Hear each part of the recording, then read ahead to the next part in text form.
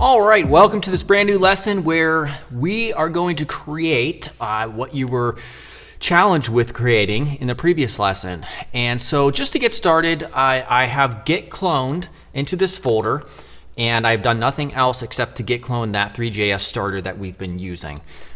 So before I do npm install, I want to install a few other dependencies that we're going to need to achieve that project. So first we're going to type npm I for install, and we're going to install GSAP. We're going to put in a comment, or comma rather. We're going to also install split type. And then finally, we're going to install as well Linus, which is at studio freight/Linus. Now, if we hit enter, we go to our package JSON file. Once this gets installed, we'll see we have studio freight Linus, we have GSAP as well, and split type. Great. So now we're going to go back to our index.html, and for our index.html, we have just a little bit of markup outside of the actual canvas element. So on top of it, here, let's go ahead and we can npm run dev this, by the way. So npm run dev. And it's going to load up. There we go. That's the starter. And let's go ahead and just focus on the HTML and the CSS before we get to the other stuff. So first thing we're going to have is just a section element. Inside of the section, we're going to have a div class of inner, and then we're going to have a class of mask, and then an h1 element that says elegant.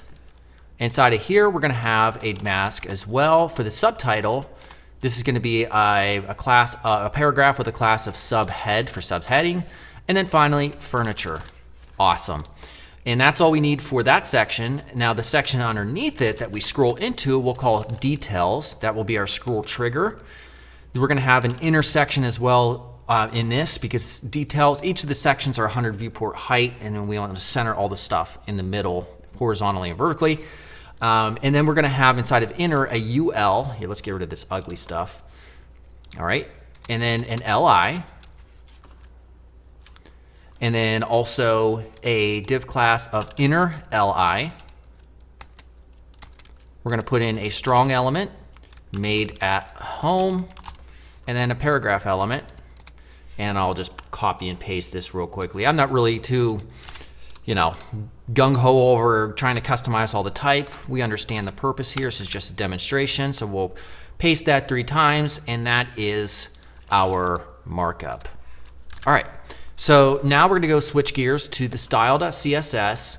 And we do have some styles here. And honestly, because we're not really worried about CSS in this lesson or HTML, I'm just going to go ahead and paste in what I have from the reference code. And you can go through this, on your own as you wish. This stuff's all the same. Basically, I gave it a background. We have the section, which is a 100 viewport height, as I mentioned, aligning the text to center. Then we have section details. And this is just making the text white because the coffee table ends up being black when we shift and rotate it up, and it serves as the background. And then we just have some other stuff like the inner, we're positioning that, the unordered list itself, and the mask with overflow hidden, that technique that you should be familiar with if you watched the course, the h1 element, and then a subhead. So nothing too crazy happening here, and really this is all we end up with at this point. So let's switch gears, and now for the remainder, we'll be working within the JavaScript. So I'm going to go ahead and like we did before, I'm going to get rid of this geometry here, the material here, and the mesh here. I'm going to scroll all the way down, and we're also going to just comment this out. So now we have nothing. We're going to go back to a render, and we're going to specify alpha is true, and anti-aliasing is true as well to turn that on. This is what we should see. Now it reveals the background. Okay, awesome. So now what we want to do is we want to import the coffee model. All right, so I'm going to go ahead and reveal in File Explorer on my other monitor, sorry. And in static, we're going to put, let's see here. I think we're going to be utilizing I have to make sure I'm going to deal with the right asset here. So hang on with me. Yeah, we're going to take the table here in static. So I'm moving this, the GLB file that you need to download. I'm not going to link it for you to download because it's not my product. So just go to that URL I'd mentioned and download that and put that in your static folder and call it table.glb. Once you have that, we're going to go ahead back here, and in order to import that stuff, that we need the GLTF loader. Now, while we're in this section, I might as well just paste all the other imports that we need to use. So there's about 5 different things. So the first one is importing GSAP from GSAP. The next one after that is to import scroll trigger from the same GSAP library. GLTF loader is also coming from the same GSAP library. So this is all in the same package when we installed npm I GSAP. And then we also have import split type from split type and Linus for the smooth scroll effect because we're using a scrub animation. Okay, so now right here, we're just going to say objects, I guess, and we're going to specify our table, which I had called a crate. I referenced that as a crate. So just to keep my code simple, because I was using a crate shape, I'm just going to call it a crate even though it's a table. So don't worry about that. Crate equals null, because we have to establish that first so that we can then rotate it after it gets imported. So then, as before, we have to specify a couple things up here based on these imports. So first, we're going to want to register GSAP, the scroll trigger. We're also going to want to specify a loader. So const loader equals new GLTF loader. And just like that. And then also, while we're here, I'm going to go ahead and get the smooth scroll working as well. And again, if you just type in Linus smooth scroll and you go to the GitHub, it gives you that boilerplate, the same boilerplate that we've been using forever. I'm just going to at the very bottom, and we'll just do smooth scroll here. All right, so now if I go back, we should have the smooth scroll, and there it is. Okay, and by the way, when you post that, if you paste that directly from there, we don't have to include this line, by the way. So, okay, because otherwise it's just going to make your console log just full of stuff. Okay, so now we have our loader. Now we can load in that asset. So to do that, we call loader.load like we did before. And inside of load, we pass in the URL to the GLB file. And then we call a function and pass in GLTF. And inside of here, we're going to say crate equals gltf.scene. Again, this is all consistent with what we've done before. And inside of here, let's go ahead and save this. And obviously it hasn't been added to the scene yet. So if we do scene.add crate, save it. There we go. We have our table. It's not moving because it's not spinning or anything like that. And that's that. Okay, so we also don't have control of it through dat.gui. And we want to control it so that we can figure out a good starting position. So with dat.gui in mind, I'm going to go ahead and just paste a lot of this so that we can gain control over it. So controlling the coffee table. And I'm going to paste this in. This is all stuff you've seen before. And let's go ahead and delete that. And we'll get this all tabbed up correctly. So we're creating a crate folder like we did before. Crate folder add. We're doing position on the X, Y, and Z, and rotation on the X, Y, and Z as well. If you wanted to, you can add scale too. So when we save this, we'll see our crate folder, and now we can move this thing around. So the position, maybe we want it to start like right there, right underneath. So negative 0.89 or so would probably be pretty good. A good value to set the Z or so. So we can set that right here. We can simply say crate.position.y equals negative 0. I'm going to do 0.95. Talk, Gary, talk. And then also a crate of position on the Z index is 2.44. Oh, wait, we don't want to, okay. I kind of confused myself. Like z-index of 2.44 might be pretty crazy. And the reason I did that is because I want to use GSAP to fade it in or kind of push it in from the bottom of the screen. So really, we want it to end up right here. But when the page loads, we want it to be out of view, which is why I put it at 2.44. All right, so we want it to end up right around here, like there. Okay, but we're going to leave it there because when the page loads, we want it to kind of fall in. So we're leaving it at 2.44 right here. All right, so now that we have all that good stuff added, now we can work with GSAP. And so in order to do that, we're going to create a timeline. So const timeline equals gsap.timeline. And inside of here, we're going to have our defaults. Again, we'll have a power 3 of out. And then on complete, this is something that I think we've done maybe once or twice. We can call a function. So start scroll animation. So you're probably wondering, why are we doing this? And that's because when the page is loading, we don't want you to be able to scroll down to start to move and transform that coffee table while it's loading, while it's being moved in and animated. So what you can do is once this timeline animation we're about to define is completed, we'll call another function called start scroll animation. Okay, so what we'll do is then take our timeline. We're going to say tl.to create.position. Duration is going to be 2. The z is going to be negative 0.14 with an ease of power 3 out, sorry. Although I don't have to do that because that's already up there. There we go.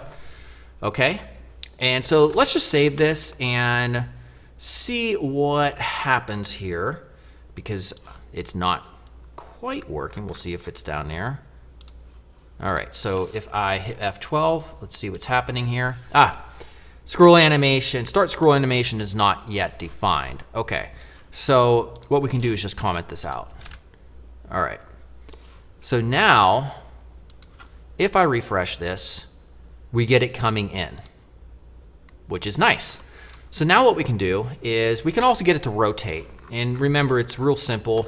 If I scroll down, and we'll see right here where we had that, we can do the if statement, if you recall how to do that. It's just checking to see if crate is actually not null. So we say if crate, and because we only have one line, I'm just going to do crate.rotation.y equals 0.5 times elapsed time. And again, you could play around with that 0.5 value to adjust the speed of it. So if we refresh, there we go. So that's the first step. Now we're gonna switch gears for a second and forget about the coffee table, and we're gonna get the elegant furniture part animating as well, because our CSS is already set up to work for it. So for that section, what we're gonna do is just use a GSAP set here for a second. So let's come down here. And I'm going to place this, let's see, just underneath this TL call. And I'm going to say gsap.set, and we're going to take our inner, well, we're going to do that in a second, but we're going to do a paragraph subhead. All right. And we're going to say y%100. That's the first thing. So that hides it when you save it. So it's taking the y%100, it's moving it down. It's down here, but because we have overflow hidden on the mask property or the mask element, we can't see it. All right, and then also we're gonna go ahead and for the timeline, we could actually do this as well. So we have our timeline down here, and we could say timeline from, and we could take our HL text, headline text dot chars. Now this doesn't yet exist, so maybe I should comment it in a second because we need to use split type. So right up here we can say const, and we'll say HL text equals new split type, and this is simply going to be our H1 element. So now we could take our HL text, headline text.chars. And again, if this is all confusing to you, we did cover this in the previous lesson, so maybe you didn't watch that. But that's how we use split type to gain access to each individual character, to animate it. And so inside of here, I'm going to say a duration of 1, a Y% of 100, a stagger of 0.1, and we're also going to make this start at a negative equals 1.7 seconds. Because remember, its duration we've set up to 2 right here. And then finally, our subhead element, we're going to say to paragraph subhead. And we're going to want to switch up something real quickly. But our paragraph subhead, we're going to say Y%. Oh, sorry, I'm looking at the wrong code. Our paragraph subhead is going to be Y% 0. Because remember, we set it right down here, except we want to set this up here. There we go. And we want this here to start negative equals 1. All right. So now, if we refresh this, there we go. Everything's coming in together. Okay, additionally, we want to add like a little bit of a highlight here, so we can add a point light as well. So for the point light, or rather, actually, we're going to take we already have a point light. Remember, the intensity is only at 1. Let's change it to 3 right here. All right, and we change it to 3. You will now see a rim that's defined because we have it much more intense. Out of curiosity, I wonder how high we can take the intensity. Like, what happens when we do 30? Then it becomes really intense, this ring around it. Okay. We'll leave it at 3. So we're also going to add an ambient light. So for me, I'm just going to paste this in because it's a real simple call. And it doesn't really give you much of a visible change, but if you had a different model, it might. So honestly, we probably don't even need to take this ambient light. We can just delete that. Sorry about that. I do want to be able to control the lighting position in order to give us some good reflections. So again, we're going to take create a points light folder, point light 1, in case you have multiple, and we're just changing the position right here, nothing else. So when we do that, we'll see point light 1 up here. We'll be able to adjust the Z, and you can kind of see when you start playing around with these, you'll see the reflections change. The X right here, moving it around. And you could probably adjust these min and max values to something larger so that you can really play around with it a little bit more. So once you find an area that you think is good, you can then set the position to those values. So for me, the point light positions that work well are 3 on the X, negative 0.87 on the Y, and negative 1 on the Z. And that gives us kind of like a highlight just right here on the edge. Okay. So we're making good progress. Next up, we want to go ahead and create another timeline-based animation. And we'll call this the details animation, or the details timeline. So const details timeline equals GSAP.timeline. And inside of here, we're going to specify a scroll trigger. All right, so the trigger is going to be the section.details class that we added. Start is going to be top bottom, end is going to be bottom center, and scrub will be true. Now we can also add some defaults, such as power 3 out and duration of 2. Now this in and of itself will do nothing because we're not actually using it yet. And remember, we called this function right here on complete. We want to call a function called start scroll animation. Well, we can just place this right here. So we can say function start scroll animation, and inside of here, we're going to use our details timeline. We're going to do a toCall to the crate.position, and now we need to utilize our dat.gui to really come up with something where this will fill the screen. So when we move down, then our crate, we need to be able to figure out the right X, Y, and Z position and rotation X, Y, and Z as well. So for the X, it's going to be at 0. For the Y, we're going to leave it at positive 0.06. And then also for the Z, we're going to do a 1.25. So we're bringing it closer to the camera. Now for rotation, we're going to set this at 1.11. All right. And then for the rotation Y, we're going to do 0.19. And then also 0.06 for the Z. All right, so remember the Z, it's going to really mess up stuff like if you start playing around with this. Again, you can adjust the steps as well to make it easier, but I found 0.06 or so works well. All right, so now that we have those values coded in, we can then tween it to those values in our details timeline animation. So we could say X0, Y 0.06, and Z 1.25. Now, the create.position in this particular call, for the to call, it's only going to be able to handle the positional attributes for animation. So what we want to do is take this, we'll copy and paste it, and this is going to be create rotation, and we want to make sure these both happen at the same time, so we put in the third parameter, the less than value. This means this will start at the same time as this.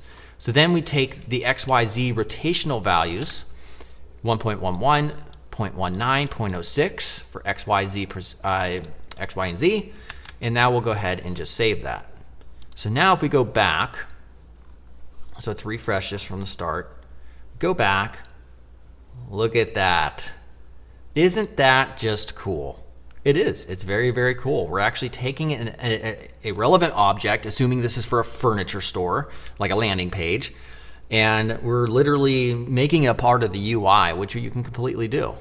It's black, so it has nice contrast with white text on top, just like this. And then if you wanted to, you could also fade this stuff in. Again, that was part of the challenge, and all we would have to do for that is just use a single GSAP to call, not a timeline-based animation, with a scroll trigger. So here's what that looks like. Inside of the same start scroll animation, we could put this. You don't have to, you could probably put it outside as well. Inner LI, again, that's inside of the unordered list with those 3 column little tidbits. We have our scroll trigger set to each of the inner LI, top, bottom center. We are using toggle actions as well with a Y% of 0 and a stagger of 0.1. So with that said, what we want to do is if I come up here, we need to take a look at our set. We need to set the inner LI position using GSAP set to Y% of 100 as well. So both of these things. All right, so let's save it and let's see. So let's refresh down here. We'll scroll down and you'll see the animation occur where they're just kind of coming up and out. Okay, awesome stuff. So hopefully you came up with something similar. If you didn't, not a big deal. Now what we're going to do is one of the exciting parts, which is we're going to create a full landing page utilizing and bringing together everything that we've learned so far through this course, or at least most of the things. I've taught so much that it's difficult to try to pack every single thing in. And that's not the point of design. You want to use what you need to use. So with that said, we're going to go ahead and now get started on that final project.